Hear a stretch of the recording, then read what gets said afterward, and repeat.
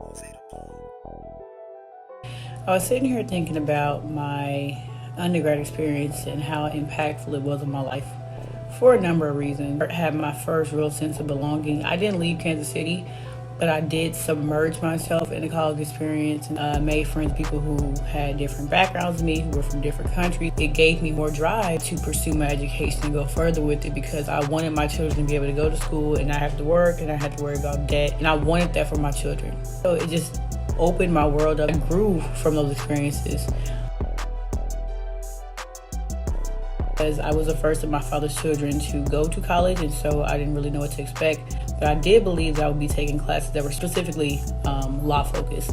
And so when I took those general ed courses and all these different other classes that weren't necessarily for my degree, made me a better person. It made me a better thinking person. It made me a more empathetic person. It made me a more knowledgeable person. It made me a dynamite social worker because I could see that there are far more things that connect us than divide us.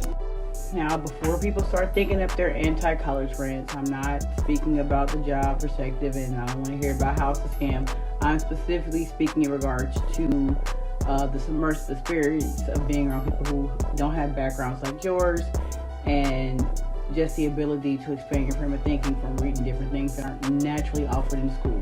I know you don't need college to be successful. I know you don't need college to have a well-paying job. But the submersion of it is something that has been difficult for me to recreate. My goal is to help youth broaden their frame of thinking by reading outside of school, to make friends outside their normal friend group, to challenge norms and stereotypes, to help them be more well-rounded and empathetic people.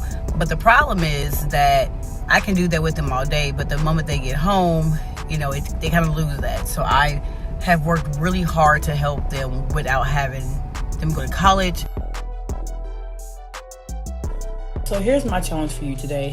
And if you can't do it today, then try to see if you can do it by the end of the week.